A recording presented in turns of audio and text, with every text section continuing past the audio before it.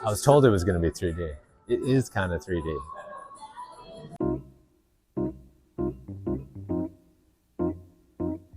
I was really lucky. Like, I went to CalArts, Bucky, Fukumoto. I was in grad school and he was in undergrad. There was maybe like 5 people that we'd skate with and he was one of them. He's just like a connector guy. So he quickly was like, oh, you should meet Geoff. Andy would leave a message on your voice machine. Like, we might have a series, or we might have, like, we need some t-shirt ideas. And you'd submit a lot of ideas, and then they'd pick one and you'd sell a piece of art. The feeling was meant to be classic modernist film titles that were done with like rudimentary like paper cutouts. So like you can sort of draw a direct line between that and then the simple idea of like, what if I did it out of chocolate? It's like the low-hanging fruit. When I'm trying to conceptualize something, it's like I start with go to the most obvious thing and then you work your way out. Often you'll go back to be like, oh, the most obvious thing is actually has value. The imagery itself was meant to be like strong and really simple.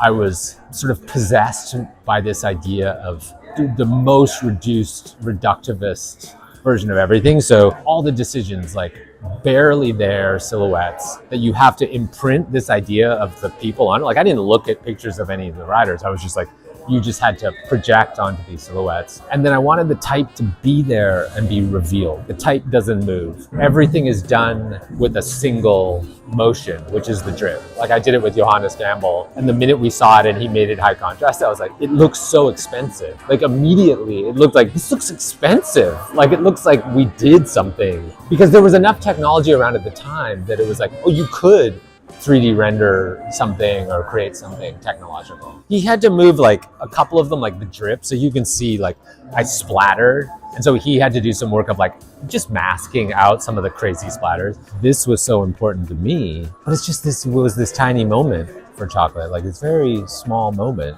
but it was, I think, pretty early on. So that means something maybe because you're starting to develop the brand. But I think it's like through doing projects like this, you start to realize like, oh, what are your strengths? For me, it was that this was very easy to do. It was very quick and simple, but the idea was good. It set like a template of like, just have good ideas, have the best ideas you can, but don't labor over the physicality of it. And so I really explored like the shortest, the fastest I could make stuff, but the idea was very strong. This was like very pivotal in like my discovering how to best make work.